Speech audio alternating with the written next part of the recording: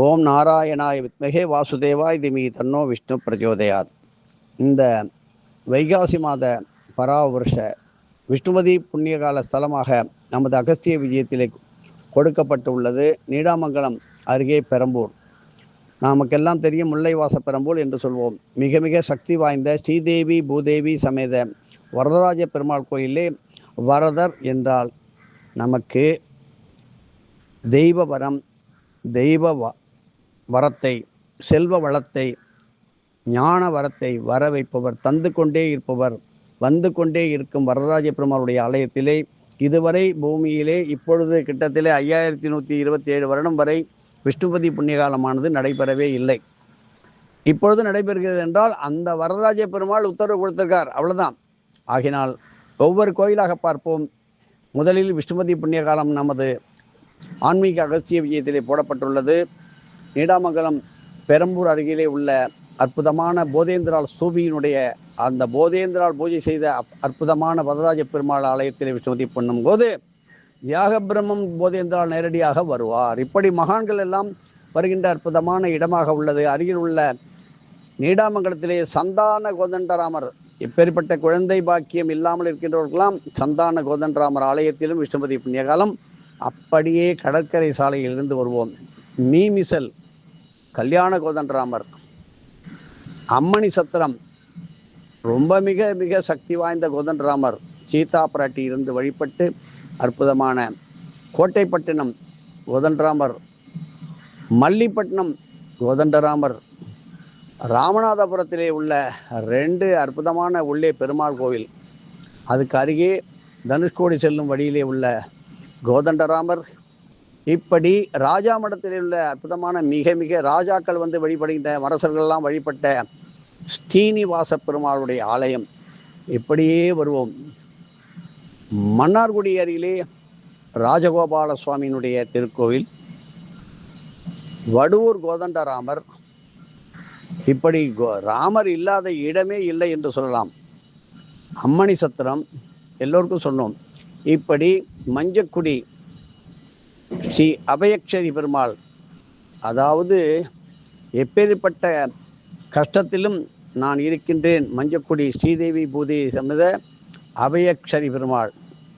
அந்த இடத்திலும் மணக்கால் ஐயம்பேட்டை வைகுண்டவாச பெருமாள், அப்படியே கும்பகோணத்திலே சாரங்கபாணி சக்கரபாணி கோதண்டராமர் ஆலயம், பல பெருமாள் கோவில் மற்றும் நாச்சியார் கோயிலிலே வஞ்சிலவள்ளி சீனிவாசர் சக குடும்ப ஒற்றுமைக்காக இருக்கின்ற கல்கருடனை சேவிக்கின்ற அற்புதமான நாச்சியார் கோவில், 5 லட்சுமியுடன் கூடிய பஞ்ச சாத்திரம் நிறைந்த பஞ்சசாரம் நிறைந்த ஸ்ரீ சாரநாத பெருமாள் கோவில், திருக்கண்ணமங்கை ஸ்ரீ பக்தவச்சல பெருமாள் ஆலயம், அப்படியே திருவாரூர் மடப்புறத்திலே உள்ள ஸ்ரீ வேணுகோபால சுவாமி திருக்கோவில், திருவாரூர் புலிவலத்திலே ஸ்ரீ சீனிவாச பெருமாள் ஆலயம், கல்யாண மகாதேவி ஸ்ரீதேவி கல்யாண ஸ்ரீதேவி, கல்யாண பூதேவி, கல்யாண வரதராஜர் ஆலயம்.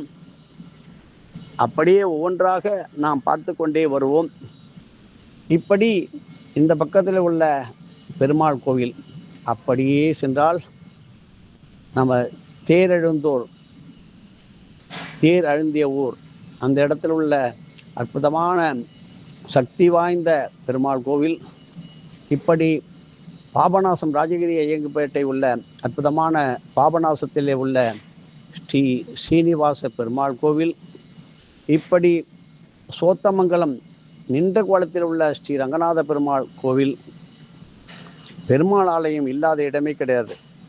வீரமாங்குடியிலே உள்ள சிவாலயத்திலே வஜ்ரபுரி சிவாலயத்தில் உள்ள வரதராஜ பெருமாள் கோயில், திருநடங்கலம் சிவாலயத்தில் உள்ள அற்புதமான விஷ்ணுபதி புண்ணிய காலமாக நம்ம போற்றி கொண்டாடுகின்ற அந்த திருநடங்கலம் கோயில் உள்ள பல ஆயிரம் பசுக்களை வைத்து கோபூஜை செய்து கொண்டாடிய விஷ்ணுபதி புண்ணிய காலம் செய்த இடம். இப்படி பூவாடூரில் உள்ள பூமி நீலா சமேத ஸ்ரீ சுந்தரராஜ பெருமாள் கோவில், ஸ்ரீரங்கம் ரங்கநாத பெருமாள் கோவில், காட்டு அழகிசிங்கர் கோவில். இப்படி திருச்சி உறையூரில் உள்ள அழகிய மணவாள பெருமாள், கமலவள்ளி அழகிய மணவாள பெருமாள் திருக்கோவில். இப்படி ஒவ்வொரு இடமும் சொல்லிக்கணும். முத்துக்குடா, இப்படி மல்லிப்பட்டினம், கோட்டைப்பட்டினம், இப்படி ஒவ்வொன்றாக அங்கிருந்தே வந்து கொண்டே இருக்கும் பொழுது இப்பொழுது அப்படியே முள்ளமாக சென்னை மாநகரத்திலே வந்தவனால் மயிலாப்பூரில் கேசவ பெருமாள் கோவில், வேதாந்த மகாதேசிகர் ஸ்ரீனிவாச பெருமாள் கோவில், மாதவ பெருமாள் கோவில், இப்படி திருவல்லிக்கேணி மிக மிக சக்தி வாய்ந்த ஸ்ரீ பார்த்தசாரதி பெருமாள் கோவில், அங்கேயே சுவாதி நரசிம்மர் இருக்கின்றார். அகோபில மடத்திலே உள்ள ஸ்ரீ லக்ஷ்மி நரசிம்மருடைய ஆலயம், அருகில் வெங்கடாஜலம் தெருவில் உள்ள ஸ்ரீ பாண்டுரங்கர் ஆலயம், இப்படி நவ திருப்பதியில் உள்ள 9 ஆலயங்களில் திருநெல்வேலியை சுற்றி நவ திருப்பதியில் உள்ள பெருமாள் கோவில்கள், இப்படி திருக்கண்ணபுரம் ஸ்ரீ சௌரிராஜ பெருமாள் கோவில், திருவள்ளூர் ஸ்ரீ வீரராகவ சுவாமி பெருமாள் கோவில், சித்துக்காடு சுவாதி நட்சத்திர பிறந்தவர்கள் வழிபட வேண்டிய சித்துக்காடு சுந்தரராஜ பெருமாள் கோவில், இப்படி திருப்பதி கீழே உள்ள திருப்பதி கல்யாண ஸ்ரீனிவாச கோவிந்தராஜர், இப்படி நின்ற கோலம், அமர்ந்த கோலம், நடந்த கோலம் 4 நிலையில் உள்ள திருநீர்மலை, 5 கோலத்தில் உள்ள நமது ஸ்ரீ பார்த்தசாரதி பெருமாள் கோவில், மற்றும் சென்னை பாரிஸில் உள்ள அற்புதமான மகா பிரம்மாண்டமான ஸ்ரீ ஸ்ரீனிவாச பெருமாள் கோயில், இப்படி சொல்லிக்கொண்டே போகலாம். குறைந்தது ஒரு 300 கோயில் நாங்கள் சொல்ல முடியும். இதையெல்லாம் இப்பொழுது ஒன்றொன்றாக நீங்கள் எடுத்து தயாராக வைத்துக்கொண்டு ஜோதிடர்கள், ஆண்கள் பெண்கள்லாம் ஜோதிடம் சொல்லுங்கள், இதை சொல்லுங்கள். 28 புஷ்பங்களை வைத்து வணங்கி வருவதும், சில ஆலயங்கள் நீங்கள் சொல்லி மிக விரைவாக கும்பாபிஷேகம் சம்பரோஷணத்திற்கு ஆலயம் பாலாலயம் செய்யப்பட்டுள்ளதால் வலம் வர முடியாதவர்கள் கோபூஜை செய்து அந்த பசுமாட்டை 3 முறை, 11 முறை, 27 முறை, கூட்டமாக இருந்தால் 3 முறை வலம் வந்து 28 பூக்களை போட்டு வணங்கி செய்தால் 33 கோடி தேவாதி தேவர்களையும் நீங்கள் வணங்கிய பலன் கிடைக்கும். அதில் எந்த விதமான சந்தேகம் கிடையாது. கோயிலை சுத்த முடியவில்லை என்றால் நீங்கள் செய்த புண்ணியத்தில் இந்த கோவில் முழுவதுமாக ஜீரணமாகி இருந்த கோயிலெல்லாம் இப்பொழுது கும்பாபிஷேகத்திற்கு வந்துவிட்டது. ஆகையினால் கோயில் மூடிவிட்டதே, இறைவன் மூடமாட்டான். இப்படி சொல்லிக்கொண்டே போகலாம். பல ஆலயங்கள் இன்னும் இருக்கின்றது. தொடர்ந்து பார்ப்போம். விஷ்ணுபதி மகா புண்ணிய காலமானது இன்னும் இருக்கின்ற நிறையா இருக்குது. சீதக்கமங்கலம், மீன் சுருஷ்டி, கீழையூர் ரங்கநாத பெருமாள், ஆதிரங்கம், இப்படி அனந்த பத்மநாப சுவாமி, இப்படி பல ஆலயங்களை பற்றி, பெருமாள் ஆலயத்தை பற்றி, விஷ்ணுபதி மகா புண்ணிய காலத்தை பற்றி இப்பொழுதே ஆரம்பித்து செம்மையாக செய்வதற்கு ஏற்பாடுகள் செய்யலாம். 28 புஷ்பங்களை எண்ணிக்கைக்காக வைத்துக் கொள்ளலாம். மஞ்சள்களையும் வைத்துக் கொள்ளலாம். நல்ல வாசனை மலர்களையும் வைத்துக் கொள்ளலாம்.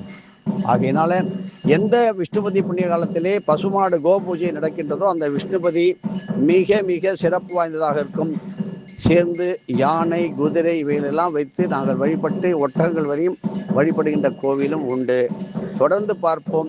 எதுவும் என்னுடையதல்ல, அனைத்தும் உடையதே. அருளாளா அருணாச்சலா.